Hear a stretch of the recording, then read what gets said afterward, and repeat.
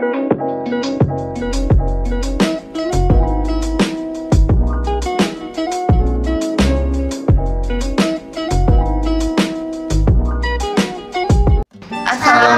warahmatullahi wabarakatuh. Halo semuanya. Kami dari kelompok 1 yang beranggotakan Rodia Tamardia, Nathanael Pratama Rizky. Elisa Aulia. Pada video ini kami akan membahas satu kasus tentang gugatan nafkah anak luar kawin yang bernomor perkara 3795-PDT-G-2022-PA-BKS. baiklah langsung saja simak penjelasannya.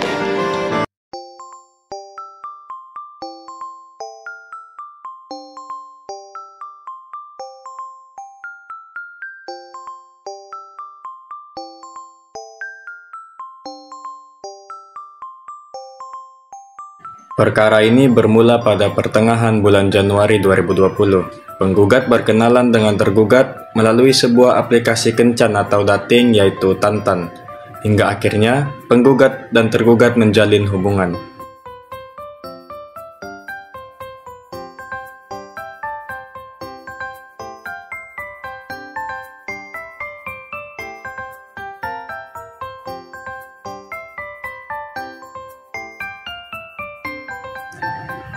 Pada tanggal 25 Januari 2020,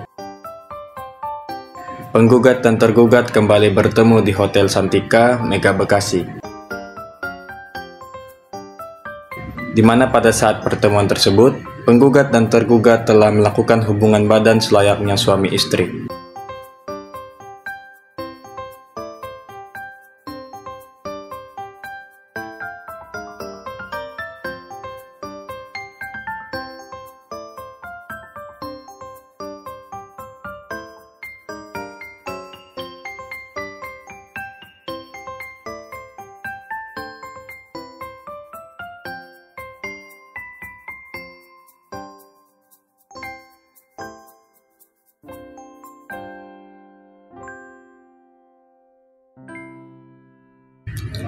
Setelah melakukan hubungan badan selayaknya suami istri pada tanggal 13 Februari 2020, penggugat melakukan tes kehamilan sendiri dengan menggunakan tes pack, dan hasil tes kehamilan tersebut menyatakan penggugat positif hamil.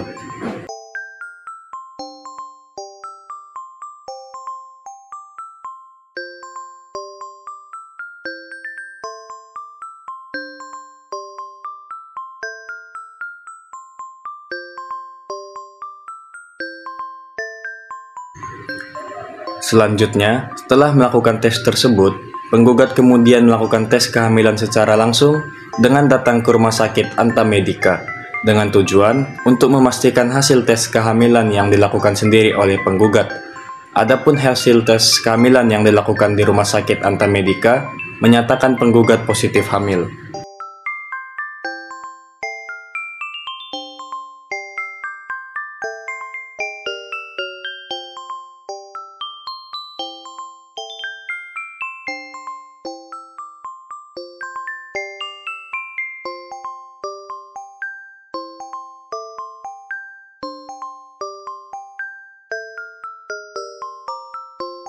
Berdasarkan fakta-fakta tersebut, penggugat mengajukan gugatan nafkah anak luar kawin terhadap tergugat.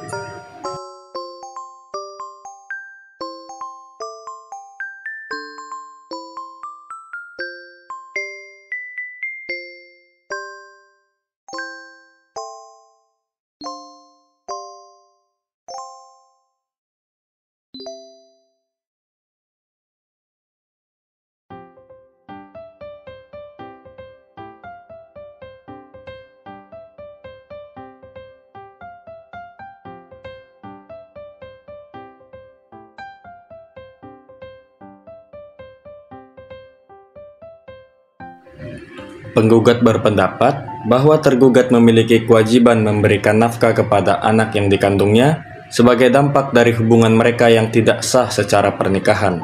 Penggugat juga meminta tergugat untuk mengganti seluruh biaya yang telah dikeluarkan selama mengandung, melahirkan, dan membesarkan X sampai dengan saat ini sebesar Rp68.657.818.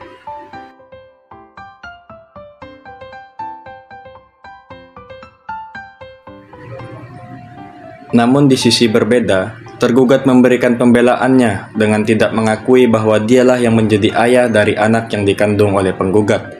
Tergugat juga mengatakan bahwa mereka bukanlah suami istri, melainkan selingkuhan.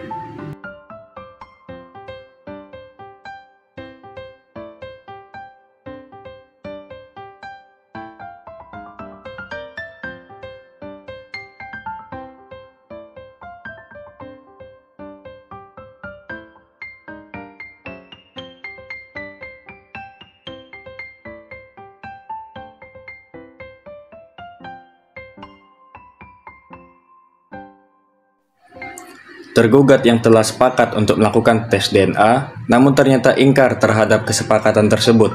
Terhadap hal tersebut, penggugat tidak pernah mendapatkan jawaban pasti alasan belum dilakukannya tes DNA oleh tergugat.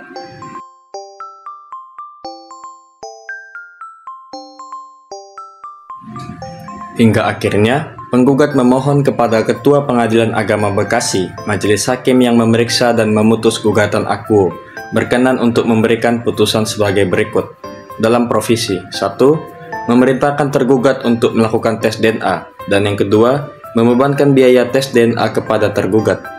Lalu selanjutnya dalam pokok gugatan, yang pertama, menyatakan X merupakan anak sah dari tergugat. Yang kedua, menghukum tergugat untuk menanggung biaya hidup X setiap bulannya dengan jumlah sebesar 5 juta rupiah. Dan yang ketiga, menghukum tergugat untuk membayarkan ganti rugi kepada penggugat karena telah mengandung, melahirkan, dan membesarkan X sebesar Rp68.657.818. Namun, permohonan penggugat ditolak oleh hakim. Mengapa demikian? Simak penjelasannya.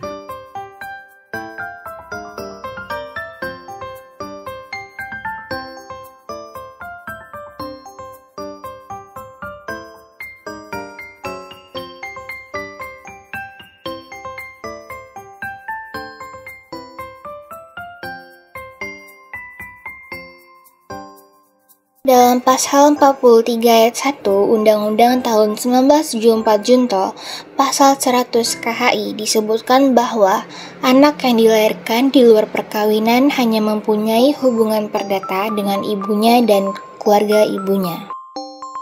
Dari pasal tersebut, maka diketahui bahwa anak di luar nikah tidak memiliki nasab atau hubungan perdata dengan ayahnya. Agar anak tersebut bisa mendapatkan nasab dan hubungan perdata dengan ayahnya, maka haruslah dilakukan pengakuan dan pengesahan anak. Bagaimana cara pembuktiannya?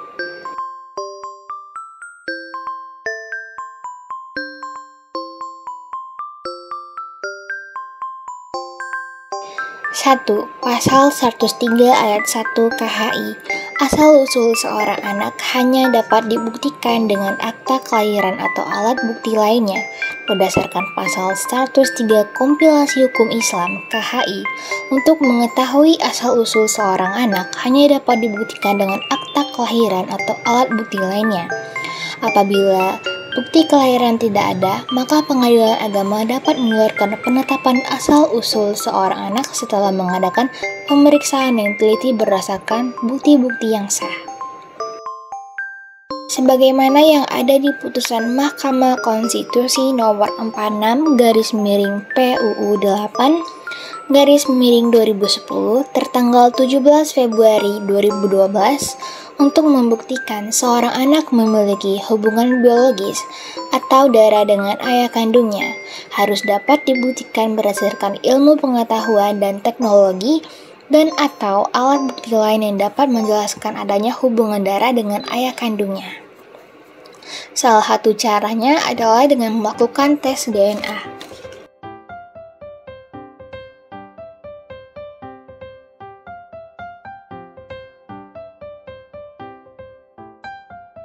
Ya, Pasal 43 ayat 1 Undang-Undang Nomor 1 Tahun 1974 tentang Perkawinan, yang menyatakan anak yang dilahirkan di luar perkawinan hanya mempunyai hubungan perdata dengan ibunya dan keluarga ibunya, tidak memiliki kekuatan hukum mengikat sepanjang dimaknai menghilangkan hubungan perdata dengan laki-laki yang dapat dibuktikan berdasarkan ilmu pengetahuan dan teknologi dan atau alat bukti lain menurut hukum, ternyata mempunyai hubungan darah sebagai ayahnya. Berdasarkan ketentuan pasal 43 ayat 1 Undang-Undang Nomor 1 Tahun 1974 tentang perkawinan, Undang-Undang Perkawinan yang telah diubah oleh putusan Mahkamah Konstitusi Nomor 46/PUU 8/2010 tertanggal 17 Februari 2012. Hubungan seorang anak dengan ayah kandungnya tidak semata-mata karena adanya ikatan perkawinan, akan tetapi dapat juga didasarkan pada pembuktian adanya hubungan darah antara anak dan ayah kandungnya tersebut. Pasal 1865 bergaya Shwetbook atau KUH Perdata yang berbunyi, setiap orang yang mendalilkan bahwa ia mempunyai sesuatu hak atau guna menegakkan haknya sendiri maupun membantah sesuatu hak orang lain menunjuk pada suatu peristiwa, diwajibkan membuktikan adanya hak atau peristiwa tersebut. Dan untuk membuktikan dalil gugatan bukan kewajiban atau menjadi beban tergugat.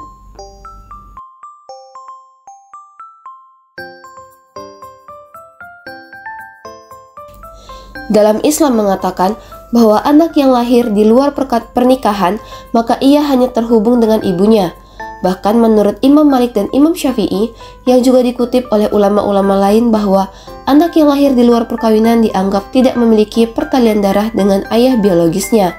Oleh karena itu, ayahnya juga tidak berkewajiban untuk memberikan nafkah biologisnya.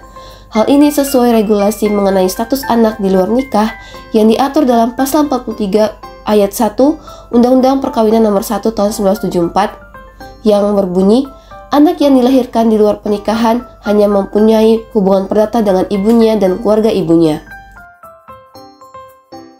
Selanjutnya, Imam Ibnu Hazm dalam kitab Al-Muhalla menjelaskan, anak itu dinasabkan kepada ibunya jika ibunya berzina dan kemudian mengandungnya.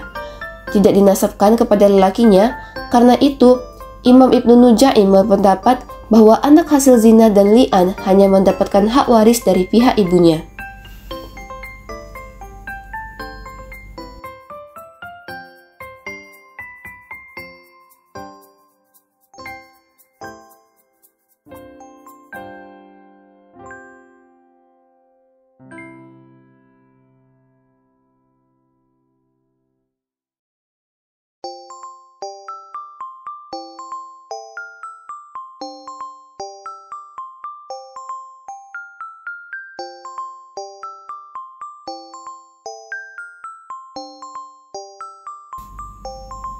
Dalam perkara ini, penggugat belum membuktikan dengan ilmu kedokteran berupa tes DNA dalam surat gugatan akuo.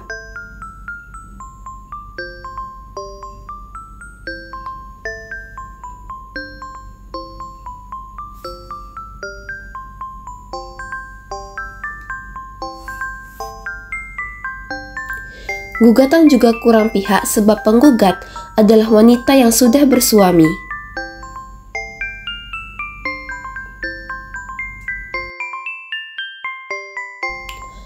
Dan selain tergugat, ada lelaki lain atau pihak ketiga yang mengaku pernah berhubungan badan juga dengan penggugat, sehingga gugatan penggugat menjadi cacat formil.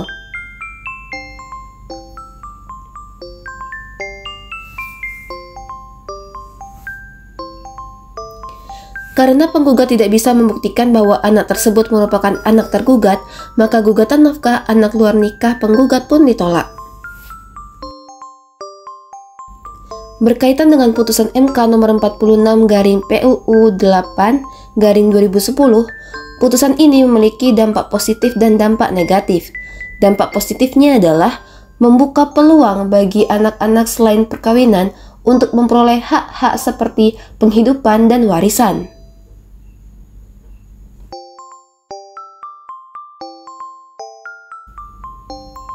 Sedangkan dampak negatif dari putusan MK ini adalah mengurangi kesakralan dan integritas sistem perkawinan.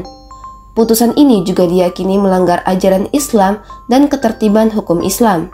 Dampak negatif lainnya datang dari aspek teknis putusan MK yang mengubah keadaan dan mempersulit notaris untuk membagikan harta warisan. Mahkamah Konstitusi telah mengajukan status anak luar nikah sebagai anak hasil perkawinan di luar nikah. Tentu saja, hal ini tidak hanya mempengaruhi teknis tetapi juga ideologi dan keyakinan umat muslim. Baiklah, sekian penjelasan dari kelompok kami. Terima kasih telah menonton. Mohon maaf bila ada kesalahan. Kami akhiri dengan Wassalamualaikum warahmatullahi wabarakatuh. Sampai jumpa.